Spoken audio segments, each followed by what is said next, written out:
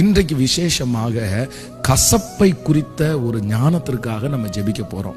ஆண்டவரே, நான் கசப்போட இருக்கக்கூடாதுன்னு அந்த ஞானத்திற்காக ஜெபிக்கணும். இன்றைக்கு இந்த சத்தத்தை கேட்கிறவங்க யார் மேலேயாவது நீங்க கசப்பு வச்சிருந்தீங்கன்னா தயவு செய்து உங்களை அன்பாய் கேட்கிறேன், அந்த கசப்பிலிருந்து நீங்க வெளியே வர்றதுக்கு நீங்க ஜெபம் பண்ணுங்க. பரவாயில்ல, அவங்க பண்ணின துரோகம் ஆண்டவரை பண்ணினதை விடையா நமக்கு பண்ண போறாங்க. அதான் நான் அடிக்கடி நான் சொல்லுவேன், நம்ம முகத்தை பார்த்துட்டு கீழே தான் காரி துப்புனாங்க, ஆனா ஆண்டவருடைய முகத்திலேயே துப்பிட்டாங்கல்ல. முகத்திலேயே துப்புனதையே ஆண்டவர் எடுத்துட்டு, பிதாவே இவர்களுக்கு மன்னியும், இவர்கள் செய்கிறது இன்னதென்று தெரியாதுக்குன்னு சொல்லுவார். ஆனால் நம்மளை கீழே தானே துப்புனாங்க, நம்மளை மன்னிச்சிடலாம்ல, நம்ம கசப்பை எடுத்து போடலாம்ல. ரொம்ப ஜாக்கிரதை.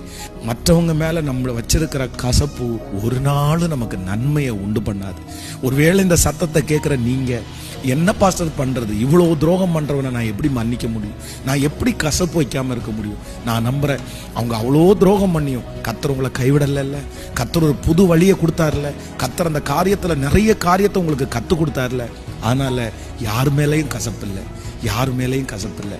எல்லாம் நன்மைக்கு தான். அவங்க நமக்கு செஞ்ச தீமை கூட நமக்கு நன்மை தான்.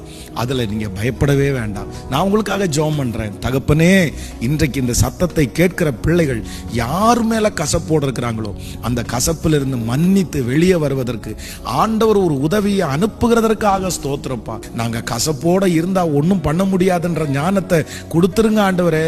இந்த கசப்பு எங்களையும் அழிச்சிருன்ற ஞானத்தை கொடுத்துருங்கப்பா. அந்த வார்த்தையை அப்படியே நிறைவேற்றும். மனதார ஆசீர்வதிக்கிறேன். இயேசுவின் மூலம் ஜெபம் எடுக்கிறோம் நல்ல பிதாவே, ஆமென். ஆண்டவர் உங்களை ஆசீர்வதிப்பார்.